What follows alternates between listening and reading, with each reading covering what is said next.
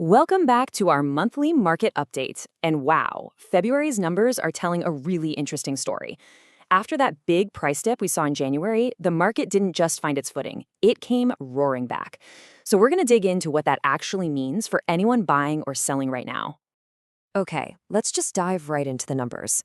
First things first, the most basic question, just how many homes actually sold in February? So the final tally was 47 homes sold. This number is our baseline. It gives us a sense of the overall activity. And as you'll see, it's actually pretty consistent for this time of year. Now, if you look at this chart, you might think, okay, sales dipped a tiny bit, that's just a normal winter slowdown.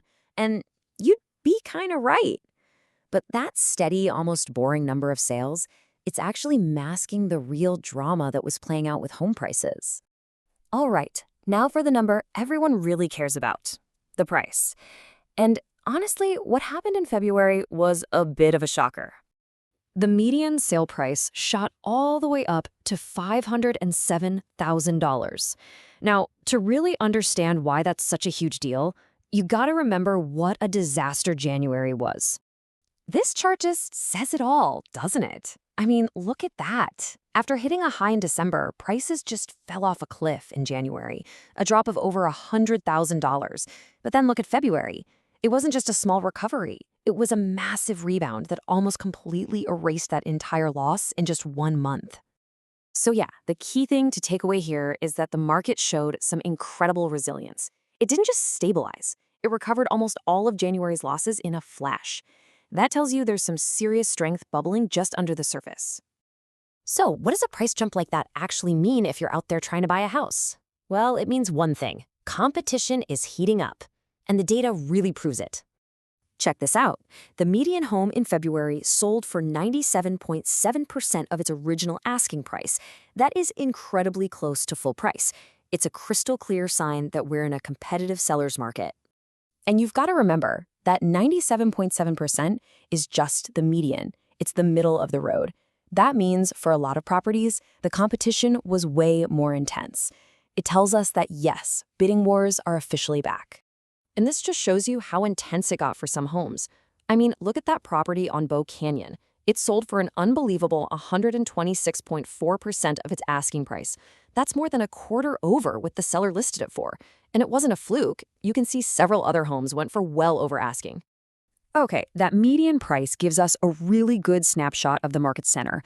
But it's always fun to look at the full spectrum, right? Let's put that $507,000 figure in perspective by checking out the highest and lowest sales of the month. So, at the entry-level side of things, we have this house on San Bernardino. This was the lowest priced single-family home that sold in February, closing at $190,000. And then we have the other extreme. This gorgeous property over on Cedar Glen was the top sale of the month, and it closed for a cool $3.5 million. It's pretty incredible to see those two numbers side by side. It really drives home the huge range of our local market. From an entry-level home to the absolute peak of luxury, all 47 sales in February happened somewhere inside this massive price gap. So when you put all these pieces together, what does it really tell us? What's the outlook as we head into the busy spring season? Okay, so to quickly recap the story of February. First, and most importantly, prices made that dramatic comeback after the January dip. Second, that rebound fueled much more intense buyer competition. And third, through all that drama, the actual number of homes selling held steady, which is pretty typical for winter. And all of that leaves us with the big question. With prices already bouncing back and competition clearly on the rise, are we seeing the very first signs of a really competitive spring season? Well, all the signs are pointing that way. But I guess we'll have to wait and see what the March data tells us.